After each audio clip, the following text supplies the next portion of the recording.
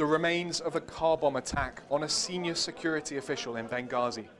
Abdullah al-Suwaiti may have the region's military capability at his disposal, but even he is vulnerable at this time of shaky security across Libya. Al-Suwaiti escaped this attack, but one of his guards was killed.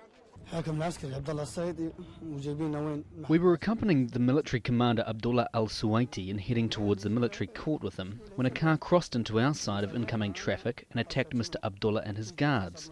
There was an explosion. The driver had left the car before the blast, but Wissam Saeed al-Farsi was martyred.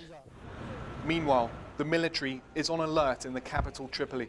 Soldiers have moved into areas affected by violence, blamed on remnants of fighters from Libya's revolution. Thousands of people protested against the presence of militias from Misrata on Friday. Things turned violent, and dozens of people were killed. But that didn't stop protesters coming out again on Sunday.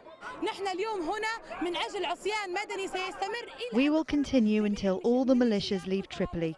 Our demands are peaceful. We want them to leave. We want the army and police.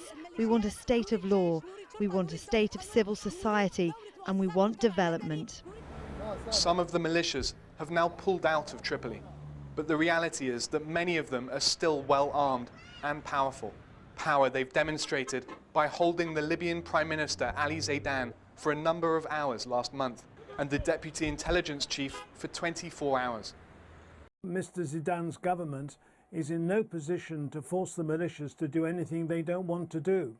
And the current crisis has developed largely because he's so weak. The government has been trying for the last 6 months to persuade them to lay down their arms, to retire back to their hometowns, and to allow it to begin to reconstruct the Libyan army and the Libyan police force.